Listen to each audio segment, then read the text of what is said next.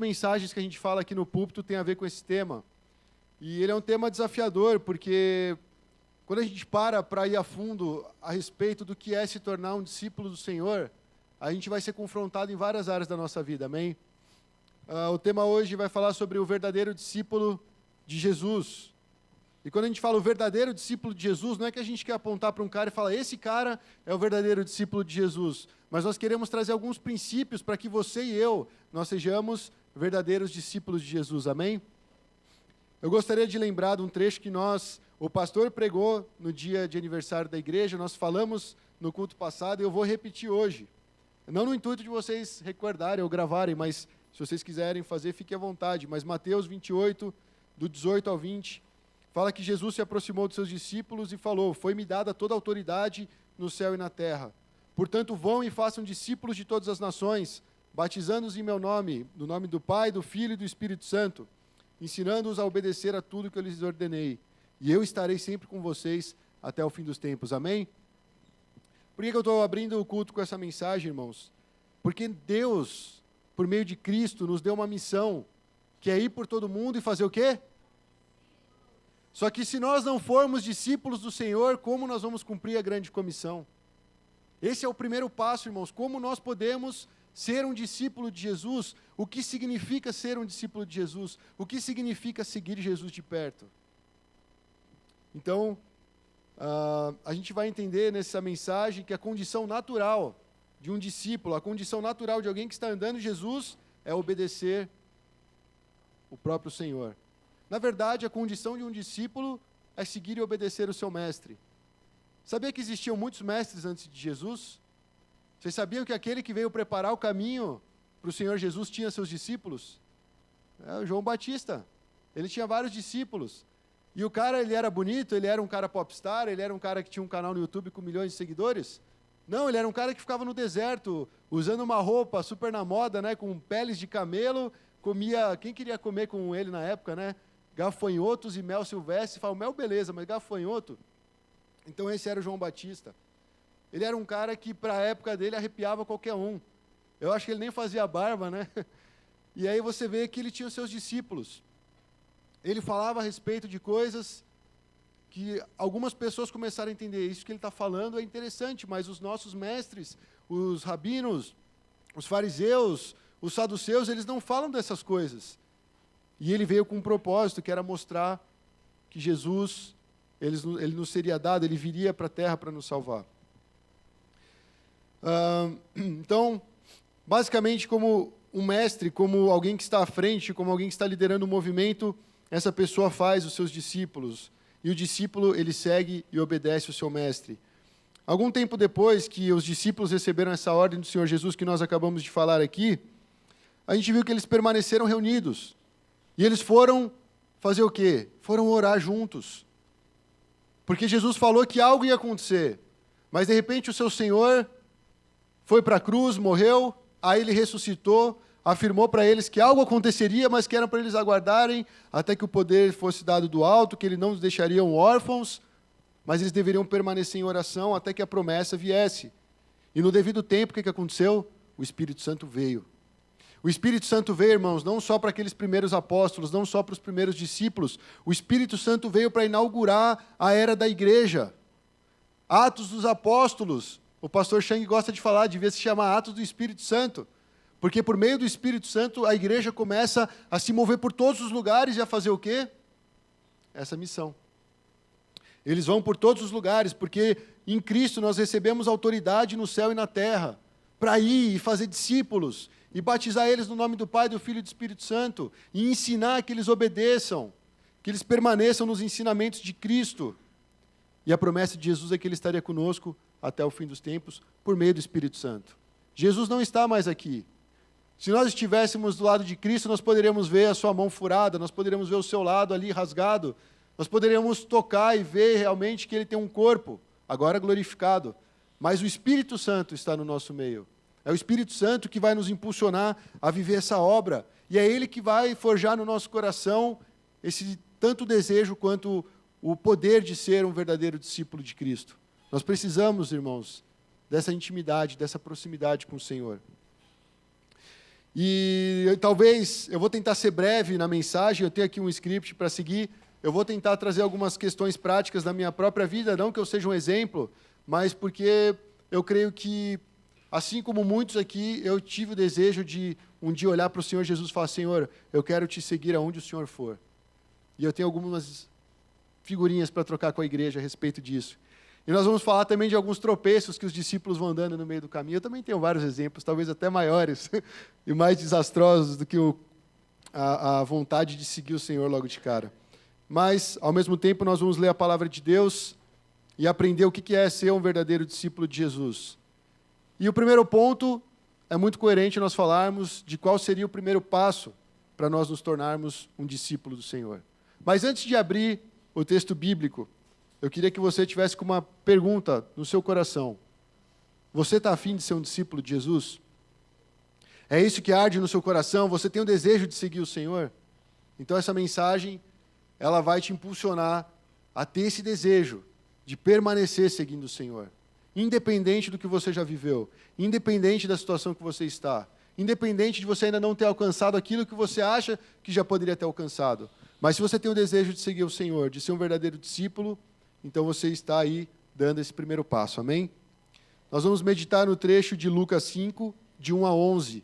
E aqui nós sabemos, é uma história muito conhecida, onde Jesus estava perto de um lago de Genezaré, e tinha uma multidão ali comprimindo ele para todos os lados, e de repente ele resolve pegar um barquinho, pedir emprestado, e começa a ensinar a multidão. E ele faz uma pesca maravilhosa. Ou ele não, né? Ele fala para o Pedro lançar a rede, mas nós vamos ler esse trecho na íntegra, para a gente poder meditar mais completamente na palavra de Deus. Que o Senhor abençoe o nosso coração com essa mensagem. Certo dia, Jesus estava perto do lago de Genezaré, e uma multidão comprimia de todos os lados para ouvir a palavra de Deus. Naquela época os caras se comprimiam para ouvir a palavra de Deus. Né? A gente hoje vai no show, a gente fica se espremendo para poder ver um carinha cantando lá no fundo, mas lá naquela época eles queriam ouvir a palavra de Deus. Alguém está anunciando a palavra de Deus. E cotoveladas, empurrões e tal. Alguns mais para frente até passavam por multidões para poder tocar em Jesus, mas aqui eles estavam todos aninhados ali para poder ouvir a palavra do Senhor.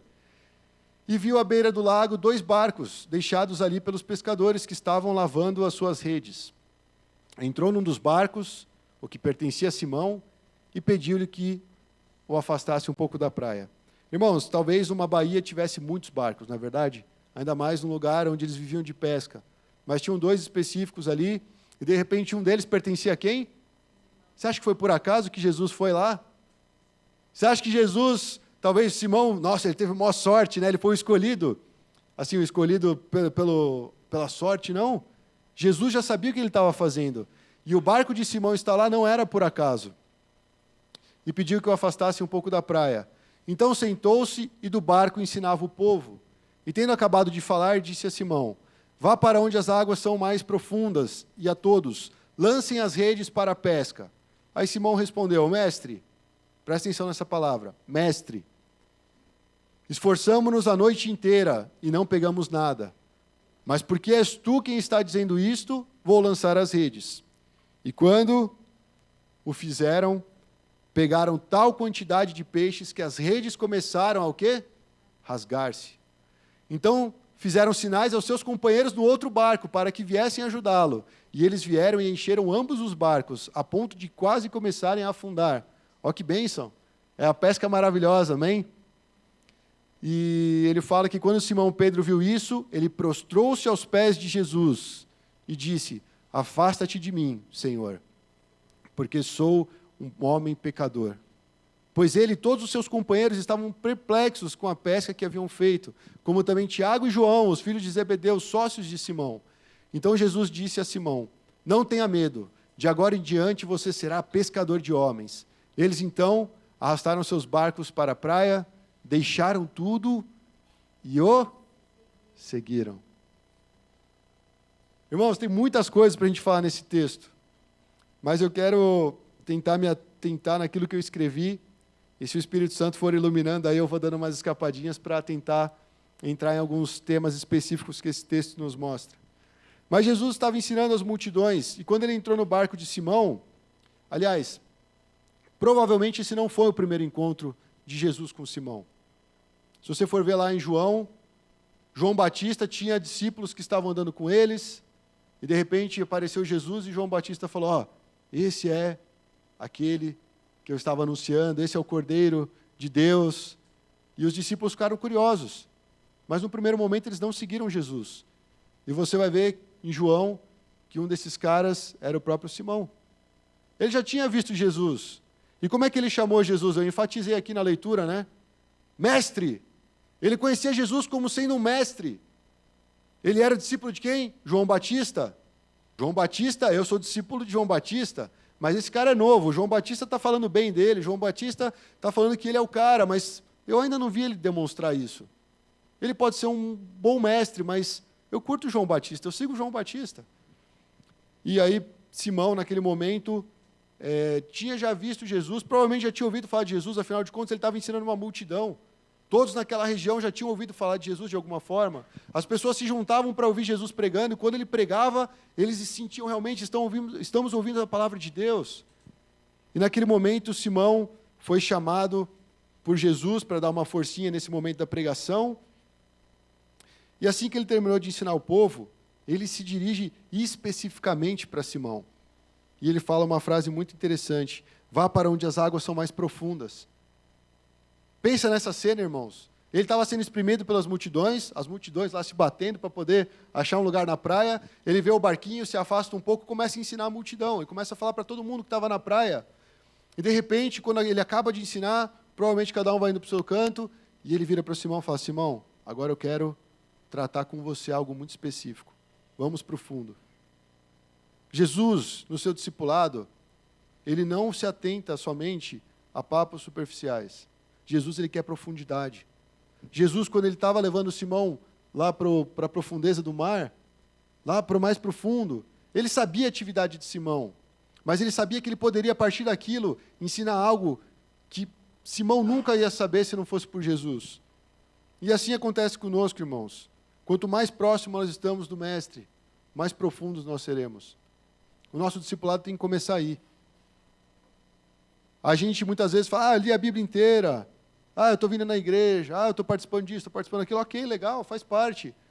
Mas o relacionamento com Jesus, ele vai superar tudo isso. O relacionamento de Jesus é aquilo que vai nos manter firme em toda e qualquer ocasião. É Ele que vai sustentar a nossa fé. É o nosso relacionamento de profundidade com Ele que vai nos sustentar ao longo da nossa vida, independente de pão da vida, independente de líder de banda, de líder de célula, de pastor, de ministro, é o Senhor Jesus. E aqui, Pedro, ou melhor, Simão, estava apoiado, por enquanto, naquilo que ele conhecia da lei, naquilo que ele conhecia da sua religião, do judaísmo e do seu ensinamento com João Batista. Mas naquele momento, Jesus chamou ele e falou, agora você vai ver quem eu sou, né? E o que ele falou? Mestre, nós nos esforçamos a noite toda e não dei nada. Mas, já que és tu que está dizendo, então, vamos ver no que isso vai dar. E de repente teve essa pesca maravilhosa, irmãos. É tão triste que muitos pastores, pregadores, usam esse trecho para falar da prosperidade da pesca, sendo que isso, sinceramente, é o menos importante aqui. Porque você vai ver, quando eles chegaram lá na praia, o que eles fizeram? Largaram tudo. Ô multidão, pode pegar esse peixe, eu quero seguir Jesus. Deixa ali aquele monte de peixe, isso aí vai apodrecer. Isso aí a gente vai fazer uma peixada aí, daqui a pouco a gente vai comer e acabou. Mas esse cara tem algo que eu não conheço. Jesus tem algo para nos ensinar. E quando ele viu essa pesca maravilhosa, ele se prostrou aos pés de Jesus. E aí ele falou, afasta-te de mim, Senhor, porque eu sou um homem pecador. É uma declaração que você não faz para alguém que simplesmente fez algo bom na sua vida. Ele reconheceu quem é Jesus. Os olhos de Simão foram abertos. Eu acho que ele olhou e falou, se eu tivesse seguido Jesus antes, eu já teria experimentado coisas maiores. E eu fiquei seguindo João Batista, achando que João Batista era melhor que Jesus. Não que isso importe, né, irmãos? Mas eu estou dizendo, o próprio Filho de Deus se manifestou em carne para revelar quem era o Pai, para fazer a vontade do Pai. Muitas vezes você pode ver na igreja evangélica, a galera fica venerando uma figura, um líder, um pastor, um pregador, um missionário, um profeta, um cantor, pior ainda, né? Porque o cara não tem nada para oferecer, a não ser a voz bonita. E aí você vai vendo, as pessoas vão seguindo pessoas. Aí desanima com aquele fulano, abandonei a fé, abandonei Jesus, abandonei o cristianismo. Cara, você tem que firmar em Cristo. Você tem que ser discípulo de Jesus. Você deve seguir Jesus. Então, nesse momento em diante, Pedro não via mais Jesus como um mestre. Ele entendeu que Jesus era alguém além daquilo que ele poderia pensar. E eu vejo que cada passo do discipulado que Pedro vai dando, aqui já começou o discipulado.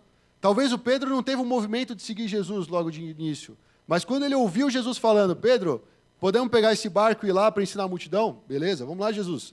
Pedro, vamos mais para o fundo do mar? Vamos, Senhor. Pedro, lance as redes. A gente já fez muita coisa, Senhor, eu já me esforcei bastante, mas já que o Senhor está falando, vamos ver. Pedro estava ouvindo e fazendo o quê? Obedecendo. Pedro ouvia e tinha uma ação. Pedro ouvia e tinha uma atitude. Ele não ficava ouvindo e cruzando os braços. Começa aí o discipulado, irmãos. Ouvir e obedecer. Ouvir e praticar. Ouvir e querer imitar o nosso mestre. E a cada passo do discipulado na vida de Pedro, ele foi sendo surpreendido em conhecer Jesus. Isso me confronta muito, irmãos. Porque eu me pergunto, eu tenho sido surpreendido à medida que eu caminho com Cristo? Você tem se surpreendido à medida que você caminha com Cristo? Ou é tudo igual? Isso é importante a gente refletir. E aí, lendo essa mensagem, eu fiquei pensando que existem 3 tipos de pessoas que naquela época rodearam Jesus. Os primeiros são aqueles que não criam em Jesus. Você pode encontrar aí os curiosos, os críticos, os fariseus, os religiosos, talvez parte da multidão. Eles queriam estar lá, era número, mas eles não criam em Jesus. Eles não seguiam Jesus. Você pode encontrar aqueles que criam, aqueles que creem, mas talvez estejam ainda desconfiados. Quem é esse cara? Ele não é o filho da Maria, do José? Ele não é um simples ali que estava sempre no nosso meio? Mas esses que estão desconfiados, que estão seguindo de longe, que ainda não assumiram um compromisso com o Senhor. A distância deles se dá do fato deles não quererem assumir um compromisso. Então, aqueles que não creem, aqueles que creem, mas não assumem o compromisso. E o terceiro, aliás, um exemplo desse é o jovem rico. O jovem rico estava desejoso. Senhor, eu quero fazer isso, eu quero fazer aquilo, eu quero isso, eu quero aquilo, e eu tenho cumprido isso, e tenho cumprido aquilo, que mais me falta? Tá bom, larga tudo que você tem. Ou seja, ouça e obedeça. Jesus, eu tenho muito dinheiro, não vai dar não. Talvez até consiga dar tudo, mas para depois distribuir para os pobres é muito penoso. Não aguentou o compromisso do discipulado. E ele não permaneceu. E aí você vê aqueles que realmente decidem seguir Jesus. Só que até esses que decidiram seguir Jesus, mais para frente você vai ver que alguns vazaram. Abandonaram Jesus, irmãos. Sabe quando? João 6, não tem como você esquecer, porque foi o discurso que ele fez sobre o pão da vida. Não tem como a gente esquecer, né? Pelo menos essa igreja não esquece. João 6, o pão da vida. E aí quando ele fez o discurso, os caras, isso é difícil, Jesus. Eu acho que eu não vou assumir essa responsabilidade. Eu acho que até aqui eu consegui ouvir e obedecer, mas a partir de agora está complicado. Obrigado, Jesus. Vou voltar para o João Batista, vou voltar para a sinagoga, vou voltar para o meu mestre, vou voltar para os meus pais, vou voltar para o meu trabalho. E os 12 ficaram lá, e Jesus falou, e aí? E vocês? Vocês também vão se retirar? E aí a gente vê uma declaração de quem? Hoje eu estou falando bem de Pedro, hein? Não vem depois falar que eu não falo bem do Pedro. O Pedrão me deu uma intimidada, ela foi, aí mano, você vai ficar falando mal do Pedrão? Pedro, ele falou assim, Senhor, para quem iremos? Para quem iremos? Ele já descartou o João Batista, ele já descartou a religiosidade judaica, ele já descartou os mestres da lei, ele falou, para onde nós iremos, Senhor? Tu tens as palavras de vida eterna, e nós cremos e sabemos que és o Santo de Deus. É tipo assim, Jesus, agora que eu sei quem o Senhor é, para onde que eu vou? Nós sabemos quem é Jesus, irmãos. Não tente partir para outro plano, não tente partir para outro estilo de vida. O Senhor te chamou para você ser um discípulo, o Senhor te chamou para você dar fruto, irmão. E se eu fosse classificar agora o que é ser um discípulo, eu falaria pelo menos 3 coisas. A gente já falou um pouquinho, mas eu vou enfatizar. Primeiro, um discípulo ouve Jesus. Segundo, um discípulo aprende de Jesus. Ele está vendo Jesus agir. E ele está só observando. Ele está perto. É diferente do seu professor, né? Pode ser o melhor professor da sua faculdade. Tem uns caras aí meio popstar, não tem? No cursinho, na faculdade. Até alguns pregadores. Você olha, nossa, esse cara é bom, esse cara fala muito bem. Esse cara, quando ele fala, o ensinamento entra em mim, né? Mas você não conhece o dia a dia dele. Então, ouvir, ok. Mas de aprender de ver a vida. Um discípulo observa Jesus e aprende de Jesus. E terceiro, o discípulo obedece Jesus. Os cristãos, eles são completamente capazes de sentar e ouvir diversas pregações. Ainda mais hoje com a internet. Mas talvez poucos se aproximem de Cristo para observar de fato como ele age. Tem até aquele filme ou livro, na verdade acho que veio de um livro, né? O que Jesus faria? Eu não vou tentar falar inglês porque enrola a minha língua. What would Jesus do, não é isso? Aí te fizeram até a pulseirinha lá, WW não sei quantas, o que, J, né? Isso, obrigado. Então a galera andando, né? O que Jesus faria? Por que eles faziam isso? Porque quando eles estavam diante de uma situação, por exemplo, eu vou brigar com a Anaquã, aí eu olhei a pulseirinha, o que Jesus faria? Aí eu vou lá, em vez de brigar com a Anaquã, dou um abraço nela. Não vou arranjar confusão com a mulher do pastor, né? Eu prefiro ser amigo dela.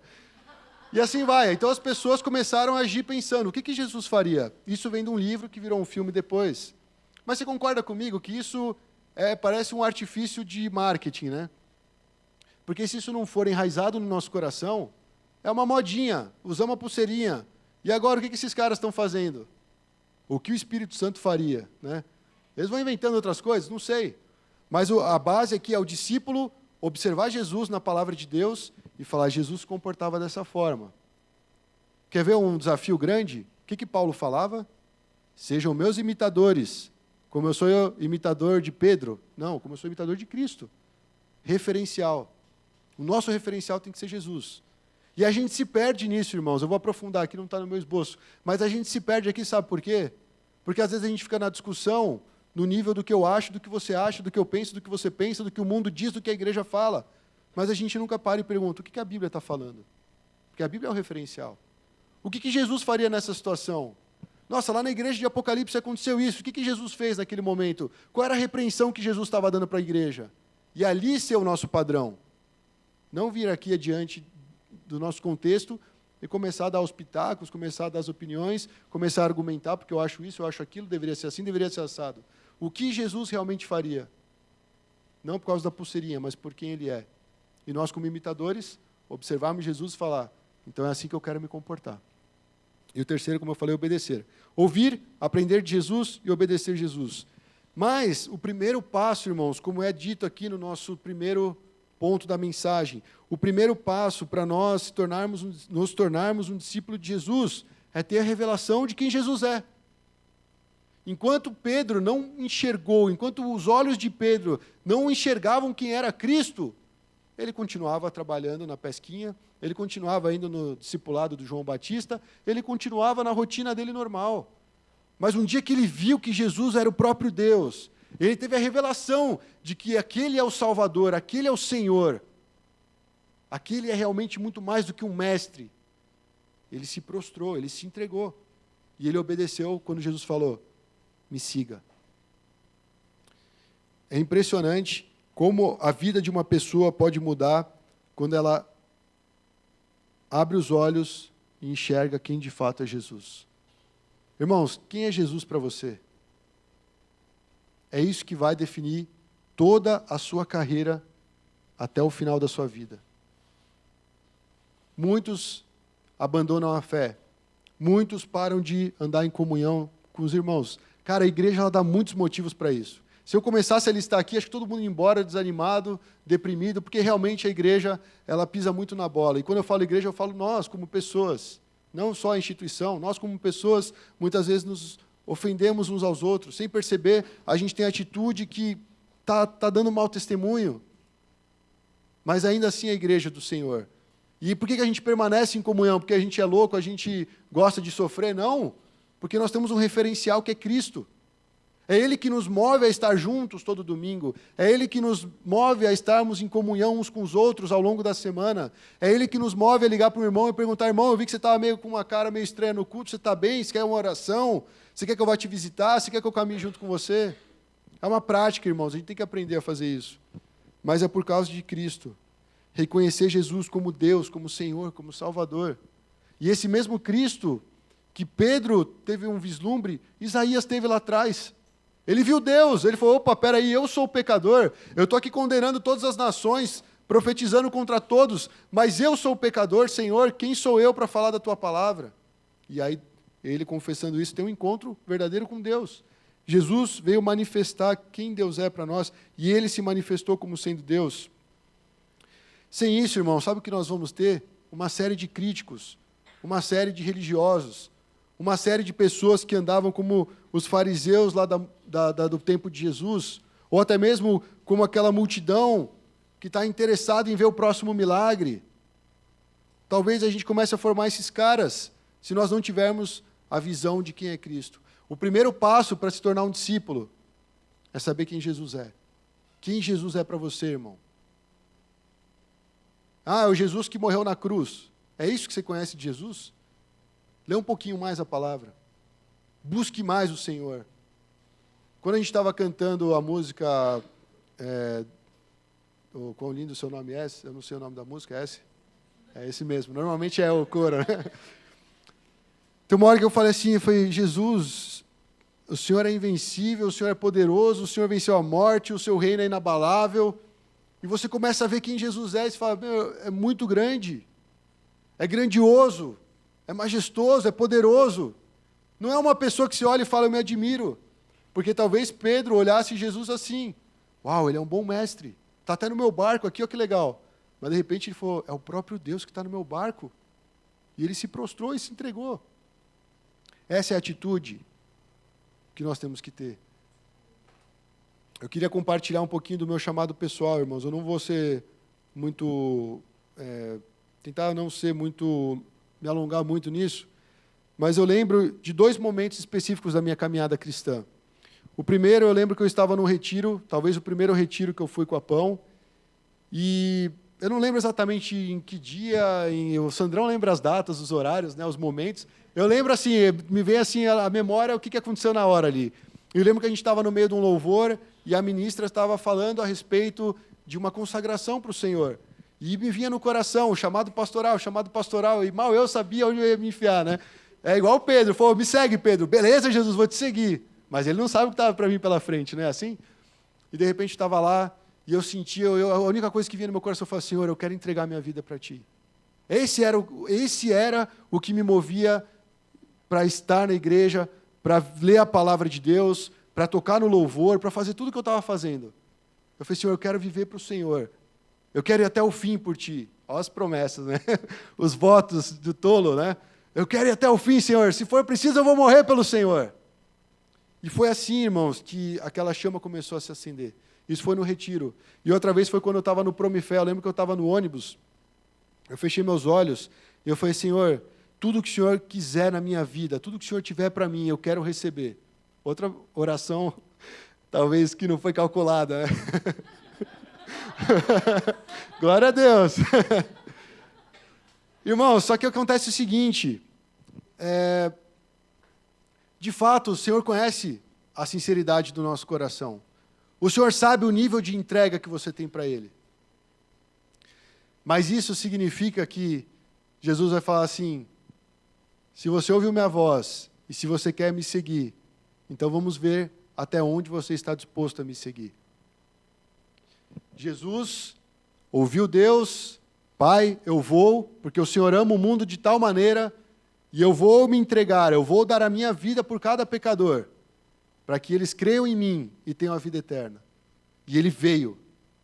Talvez ali no momento do Getsemane, quando Jesus se ajoelhou e começou a orar, até mesmo escorrer sangue, Ele talvez tenha pensado igual eu, né, em alguns momentos. Será que eu fiz certo? Mas o maior desejo é: eu quero cumprir a vontade do Pai. Pai, se possível, afasta de mim esse cálice, mas seja feita a tua vontade. Ele orou assim, insistentemente, e ele foi até o fim. E é aqui, irmãos, que nós vamos entrar no segundo ponto. Mas antes de entrar no segundo ponto, eu quero perguntar: como está a sua relação com o Senhor Jesus? Como você realmente está enxergando o Senhor Jesus? Você tem tido um encontro com o Senhor? Isso é muito importante. Todos os dias, não só o teu compromisso formal de ler a sua palavra, mas de realmente ter um encontro com quem Jesus é. Isso vai mudar a sua vida, vai mudar a minha vida.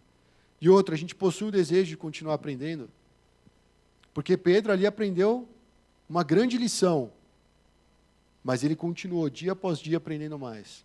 O seu coração está disposto a ser ensinado por Cristo continuamente? Eu vou te falar, irmãos, os ensinamentos de Jesus muitas vezes têm a pesca maravilhosa, mas de repente vem o discurso do pão da vida. Se você não comer da minha carne e não beber do meu sangue, esquece. É um compromisso, envolve relacionamento. E aí nós entramos no segundo ponto, irmãos, dificuldades e desafios na caminhada do discipulado. Porque Jesus esquece a ideia do universalismo. Todos vão ser salvos. Deus amou o mundo de tal maneira que deu seu próprio filho, ele já deu o filho dele. Todos estão salvos. Vamos viver como a gente quer. Não, esquece isso. Não são todos que serão salvos, segundo a palavra de Deus. A vontade de Deus é que todos conhecessem o Senhor, que todos fossem salvos. Mas chega um momento em que ele fala: a porta é estreita. É necessário entrar por essa porta. E é necessário caminhar no caminho estreito. Não é só a porta que é estreita e depois vem uma amplidão. O caminho continua estreito, irmãos. É que a gente aqui não tem muita prática desse negócio de montanhismo e tal, mas tem vezes que as pessoas vão até uma caverna e elas têm que entrar por espaços que são minúsculos, que somente quando ele larga a mochila e entra de uma forma que ele consegue passar. Ele tem que largar aquela bagagem.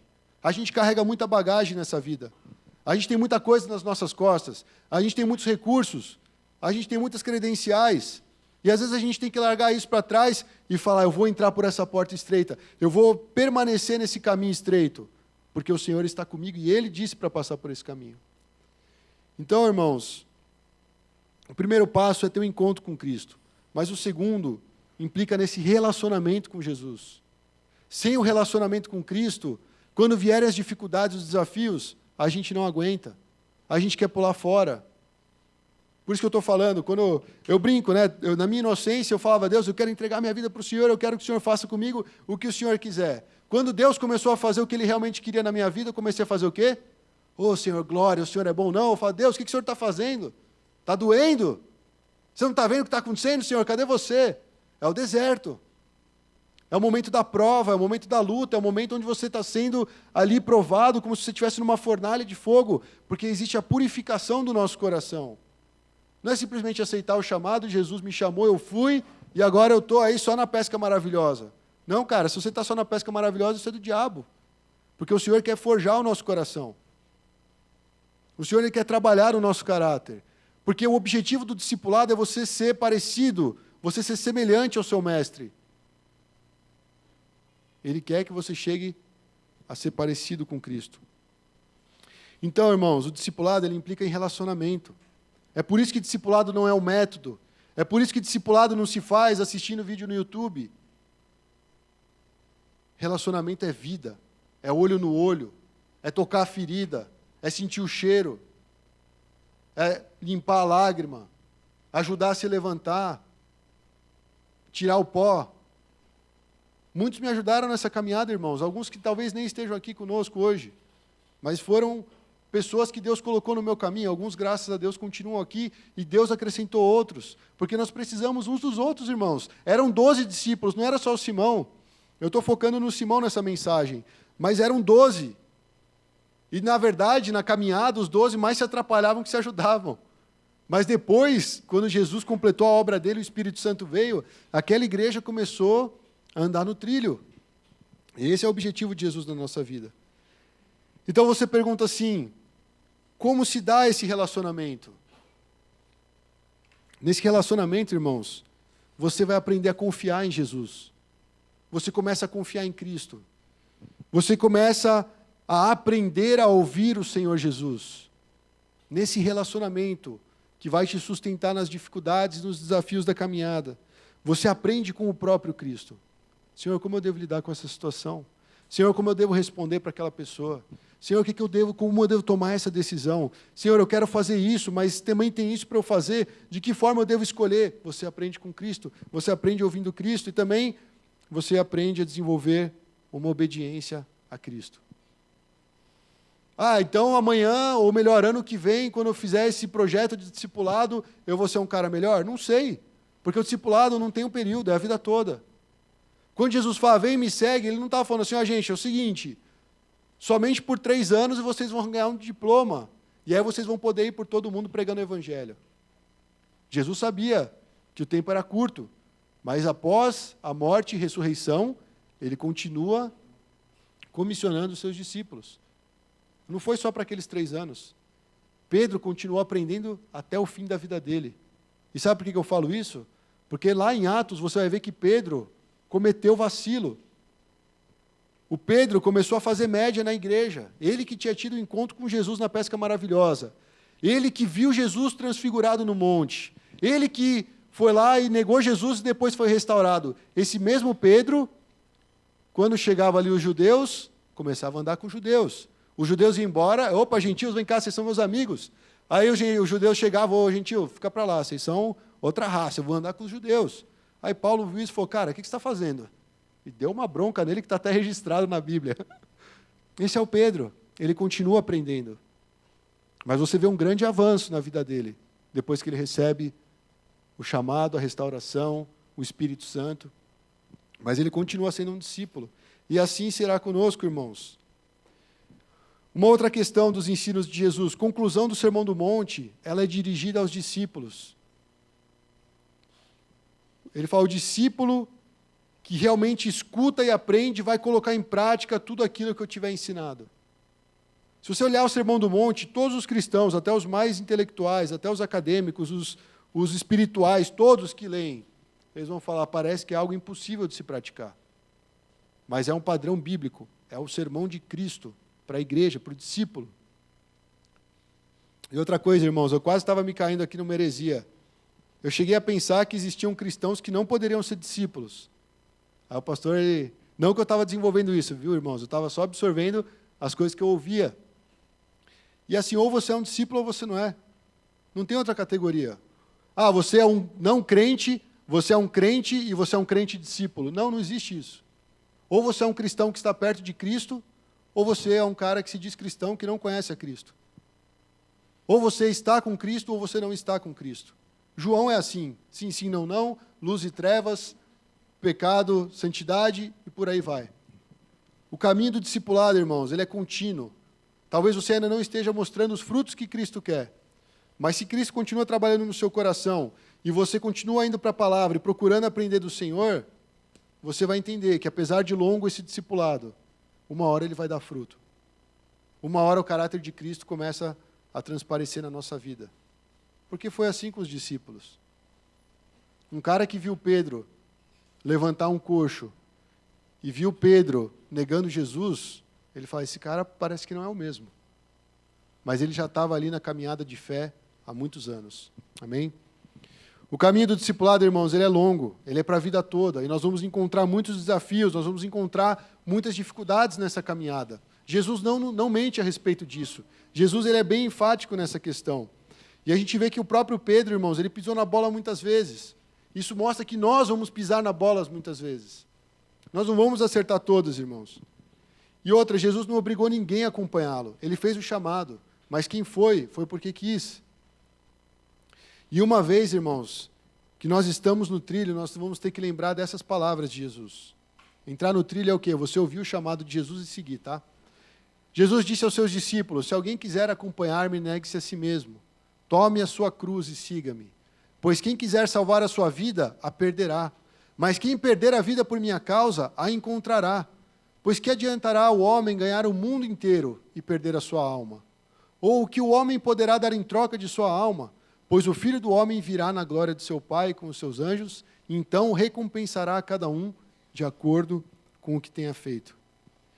Irmão, se você ouviu Jesus te chamando, você aceitou esse desafio, você entrou nessa caminhada, e você tem passado por essas dificuldades, você está achando que o caminho realmente ficou mais longo do que deveria, eu quero te lembrar de 3 coisas. A primeira delas, é necessário negar a si mesmo.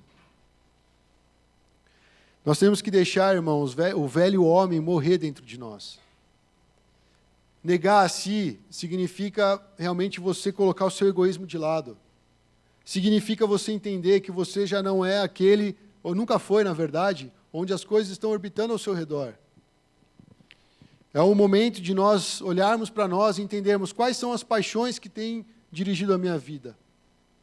Qual é o meu maior desejo? Você abandona essas coisas e confia completamente em Jesus.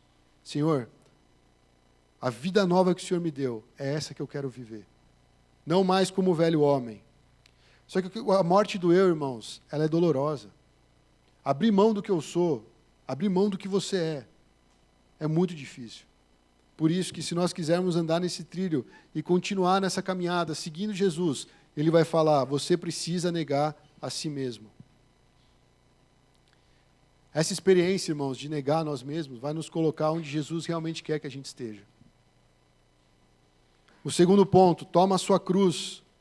E aqui eu gostaria de citar Mateus 10, 24 a 25, que fala, o discípulo não está acima do seu mestre, e nem o servo acima do seu senhor.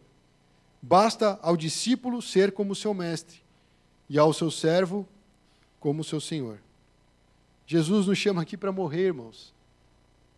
Tomar a cruz é meu marido, tomar a cruz é o ministério, tomar a cruz é minha faculdade. Não, isso não é cruz. Cruz é o sinal, o atestado da nossa morte.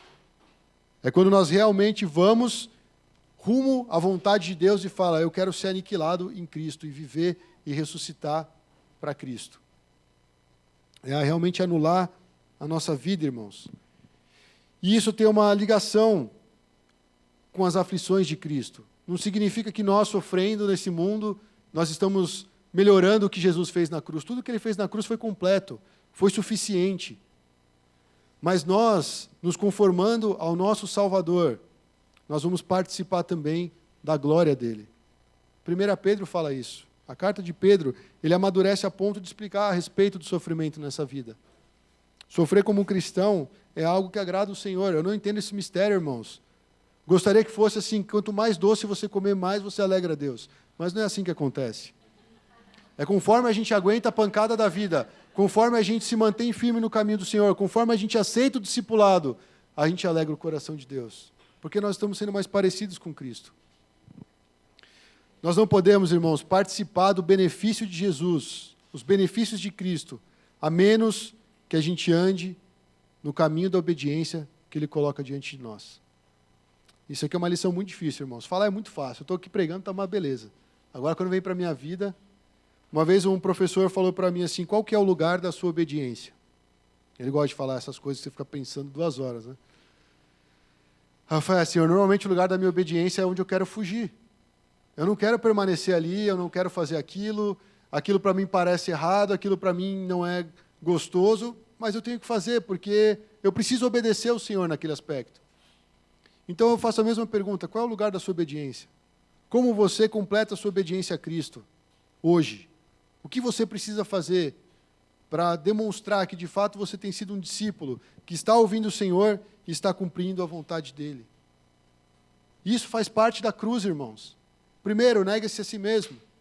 Já não é os seus desejos, já não é a sua carne, já não é a sua vontade. Depois, toma a sua cruz.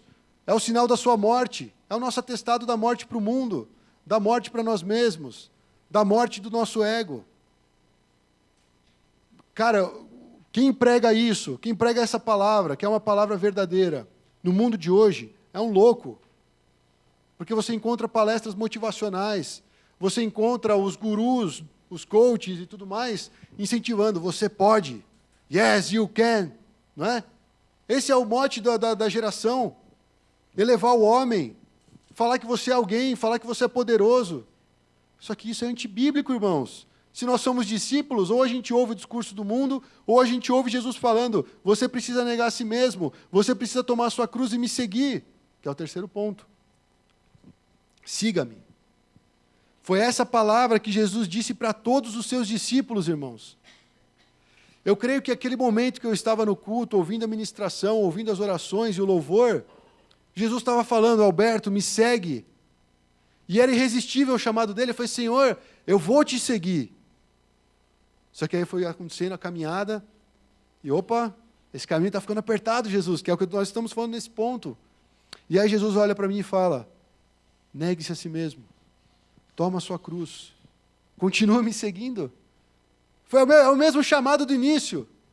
Não mudou nada, continue. A gente acha que está indo mal, mas Jesus parece que olha e fala, não, você está indo bem. É igual os filhinhos, né? Imagina o Rafinha no começo, querendo andar, caindo para lá e para cá. E a gente não fica lá, você caiu de novo, levanta. Não, ele está aprendendo a andar. E Jesus vê os seus discípulos, eu fico pensando, eu já falei várias vezes, se eu fosse Deus, eu teria exterminado a humanidade. Se eu fosse Jesus, eu acho que eu perderia todos os discípulos. Porque eu falo, não é possível que você está fazendo isso de novo. Mas graças a Deus que eu não sou. E eu sou um discípulo. E Jesus me olha em muitas ocasiões e fala assim, Alberto, aí você não está indo bem. Pode voltar lá atrás e fazer de novo.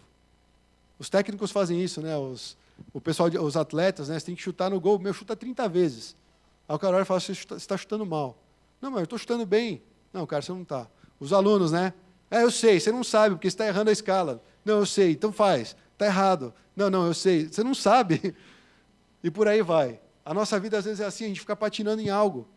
Mas a gente tem que parar e falar, Senhor, qual é a sua vontade? O que o Senhor quer de mim? Por que esse caminho parece mais estreito do que deveria ser? Será que eu estou com bagagens demais? Será que eu estou querendo passar com muitas coisas? E não é para passar com muitas coisas? Será que é para passar como eu estou mesmo? Então, irmãos, o seguir vai nos lembrar que nós devemos morrer para nós mesmos, nós devemos morrer para o mundo, nós devemos morrer para a nossa inclinação carnal e perseverar em seguir Jesus.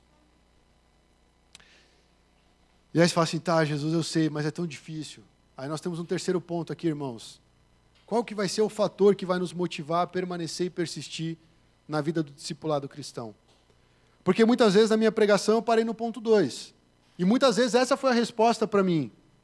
Para ser bem sincero, irmãos, até o momento de preparar essa mensagem, o ponto 2 era a resposta para mim. Eu preciso negar a mim mesmo, eu preciso tomar a minha cruz e dane-se o que eu quero. Se isso for a vontade de Deus, eu tenho que seguir, não importa se eu estou feliz ou não.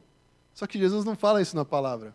Lembra, se vocês permanecerem em mim e minha palavra permanecer em vós, vai dar tudo certo, você vai orar, vai acontecer. Se você permanecer em mim e o meu amor permanecer em você, você terá alegria da plena. Aí você começa a ver sua vida, eu não estou vivendo alegria plena. Não estou orando e as coisas estão acontecendo. Então eu estou totalmente fora do propósito de Deus. Os discípulos muitas vezes podem se sentir assim. Só que entra um fator que nos motiva a persistir nessa caminhada. Alguém quer arriscar qual seria esse fator? Não dá para pensar assim, né? Muito vago. Mas é algo, irmãos, que todos nós precisamos. Todos nós precisamos. Vamos lá, então, ler o trecho. Está meio colorido aqui, irmãos, mas é só para uma questão didática.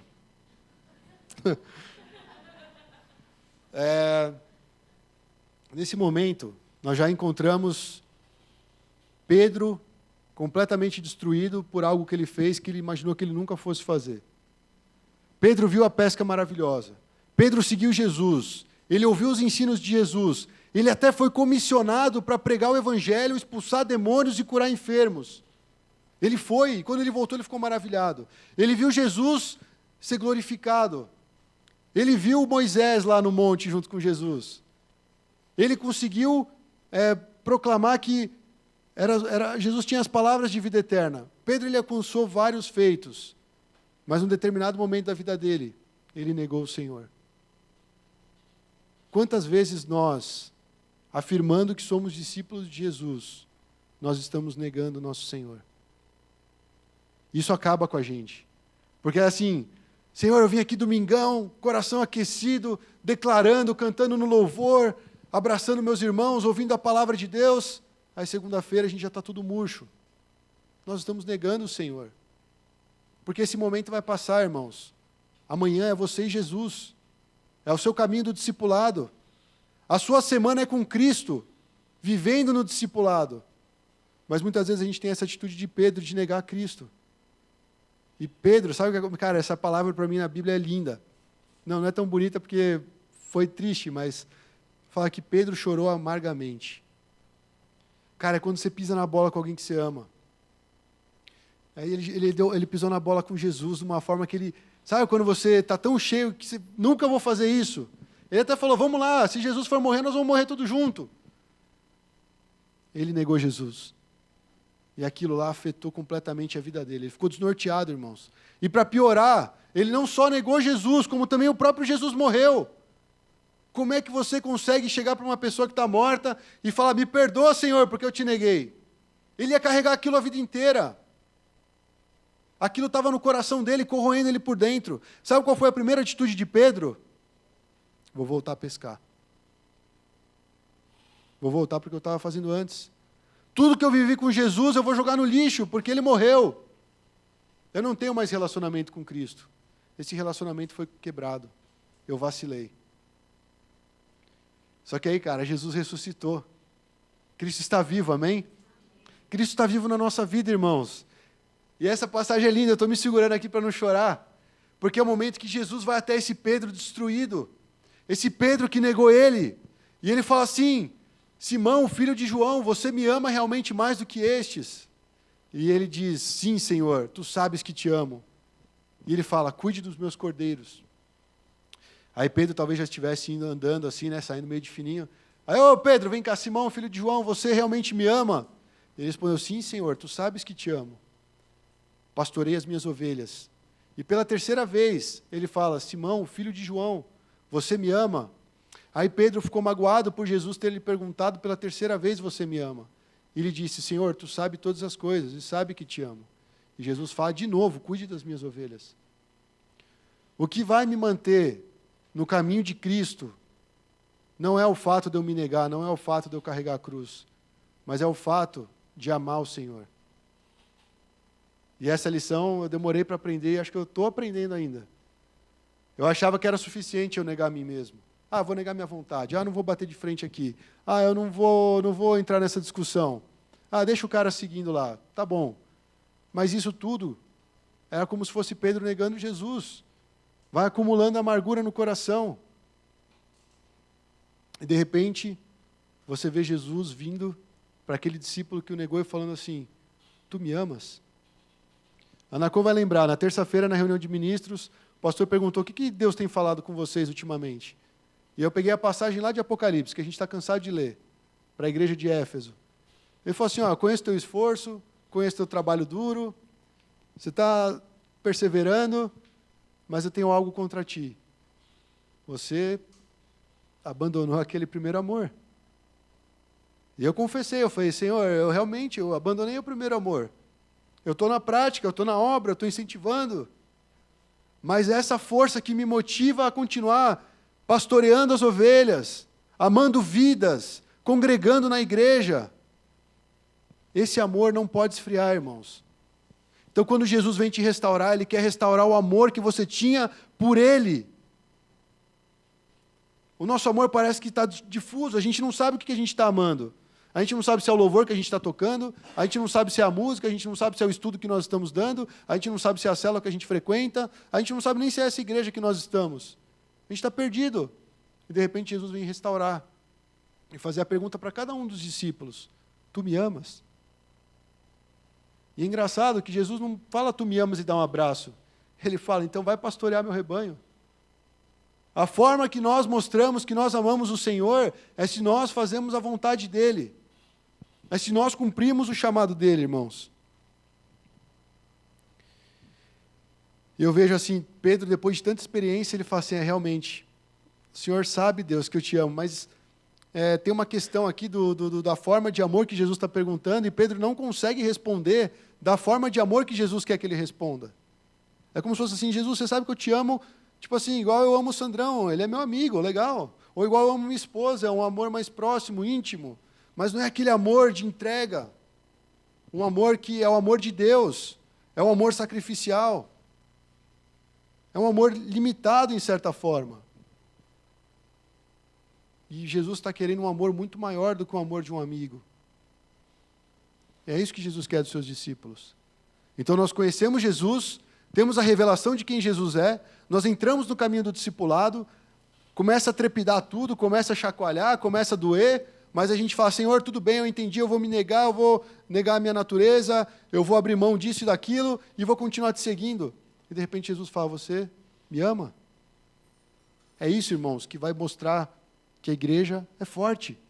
Porque o mundo vai saber que nós somos os discípulos se nós amarmos uns aos outros. Se esfriou o amor, irmãos, acabou tudo. A igreja continua ativista. A igreja ela é religiosa. A gente cumpre bem o nosso compromisso de cristão. Estamos aqui reunidos. Mas e o amor? Então, irmãos, nesse momento, calma aí que tem uma parte ainda aqui, mas nesse momento Jesus está colocando Pedro de volta nos trilhos. E depois ele fala isso, ó, isso aqui também é muito bonito. Digo-lhes a verdade, quando você era mais jovem, essa é a continuação do trecho, tá? Vestia-se e ia para onde queria, mas quando for velho, estenderás a mão e outra pessoa o vestirá e o levará para onde você não deseja ir. E Jesus disse isso para indicar o tipo de morte com a qual Pedro iria glorificar a Deus. Então disse o quê? Qual foi a primeira palavra que Jesus falou para Pedro? Siga-me. E agora, quando Jesus restaura Pedro, ele fala o quê? Siga-me. O que Jesus quer dos seus discípulos? Continue seguindo. Um verdadeiro discípulo é aquele que não desiste de seguir o seu Senhor. É aquele que não deixa o amor pelo seu Senhor se esfriar.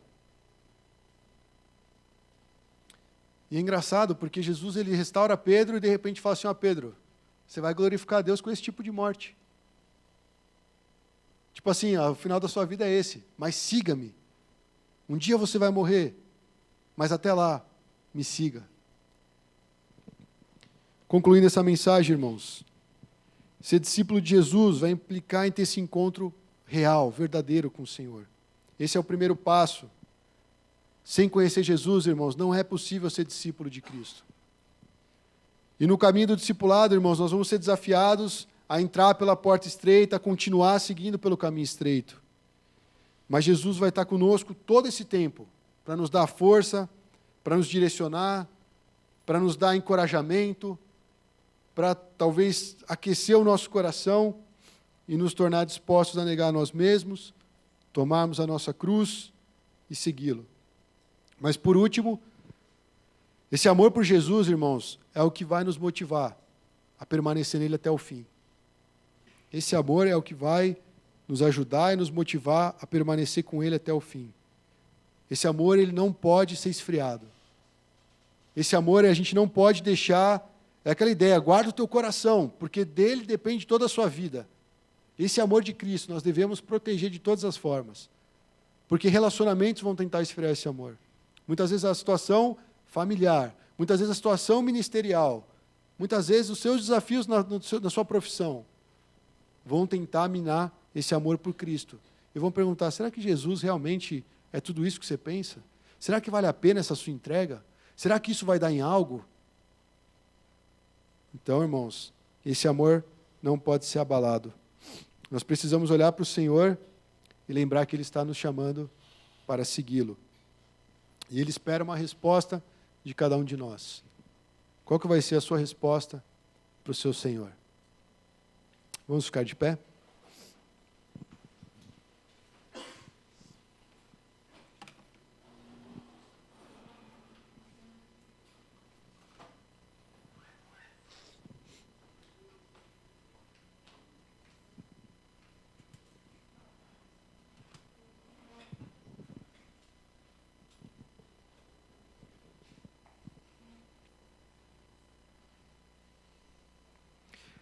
Use esse momento para responder ao Senhor aquilo que está no teu coração. Talvez você não seja um discípulo de Jesus.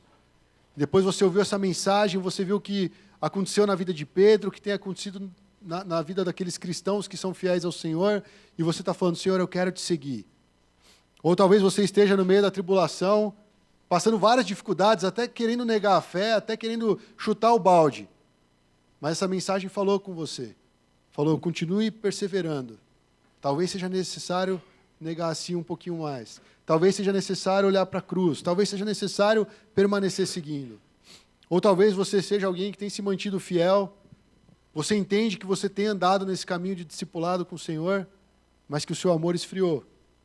Esse é o momento de você se colocar diante de Deus E Ele tem poder para renovar a tua vida. O Senhor Jesus, Ele tem poder para nutrir a nossa vida. Ele quer levantar cada um aqui como um discípulo. E assim como Ele fez com Pedro, Ele quer fazer na sua vida. Se você precisa de restauração, Cristo está aqui para te restaurar. Se você precisa de um incentivo, Cristo está aqui para te incentivar. Não é palavra de homens, mas é o próprio Espírito Santo ministrando no coração de cada discípulo. Amém?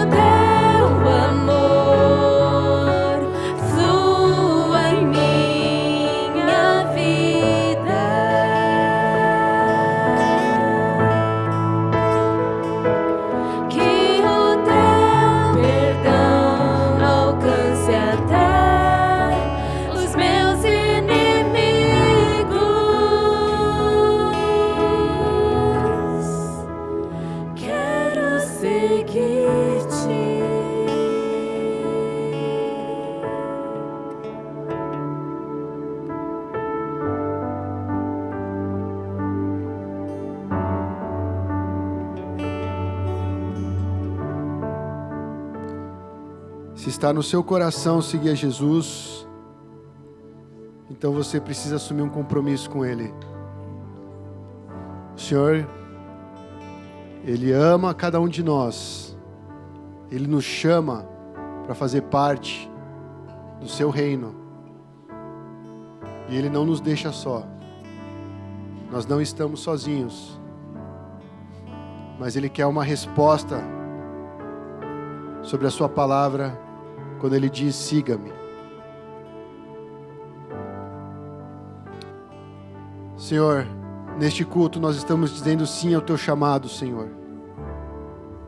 Nós estamos dizendo sim a essa vida de discipulado, uma vida onde nós teremos um relacionamento profundo com o Senhor.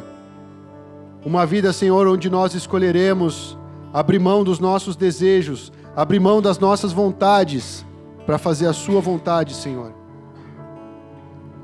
Nessa vida de discipulado, Senhor, nós precisamos ter esse amor pela tua obra, o amor pelas vidas, o amor pela nossa própria vida, renovado, Senhor. Porque é o Senhor que trabalha em nós, é o Senhor que faz uma obra maravilhosa em nós e em nossa vida, na nossa existência, Senhor. Essa tarde eu quero orar, Senhor, pedindo para que o Senhor venha renovar o chamado de cada um aqui, Senhor, trazendo esperança, porque o Senhor é o mesmo Deus. O Senhor não nos abandona, o Senhor não nos deixa só, o Senhor está conosco nessa caminhada, Senhor. Ela pode ser difícil, ela pode ser dura, mas nós colheremos frutos. Haverá recompensa, Senhor. E a maior recompensa nessa vida é poder conhecer o Senhor de perto. É poder saber quem o Senhor realmente é. E é esse relacionamento que vai sustentar todos os nossos outros relacionamentos. É o relacionamento com o Senhor Jesus, que vai ensinar a cada um aqui a ser um discípulo do Senhor. Espírito Santo, se manifesta no nosso meio, trazendo entendimento sobre essa palavra, trazendo entendimento, trazendo poder, trazendo capacitação, para que cada um que diz sim ao teu chamado, continue persistindo, perseverando, com o coração cheio de alegria e de amor pela sua vontade, pela tua obra nessa terra. Capacita cada um de nós e nos restaura como o Senhor fez com Pedro. Nos comissiona novamente, Senhor, para a tua obra, com o coração disposto a glorificar o teu nome em todas as ocasiões. Em nome de Jesus. Amém. Amém. Glória a Deus, irmãos. Glórias ao Senhor. Podem se assentar. Essa é uma mensagem que nós precisamos digerir ainda. É uma mensagem que vai ficar ecoando em nossos corações. Mas é uma mensagem que exige uma resposta de cada um. Amém? E eu oro para que de fato cada um encontre em Cristo essa resposta, encontre a motivação correta e aceite esse desafio, irmãos, de caminhar com Ele.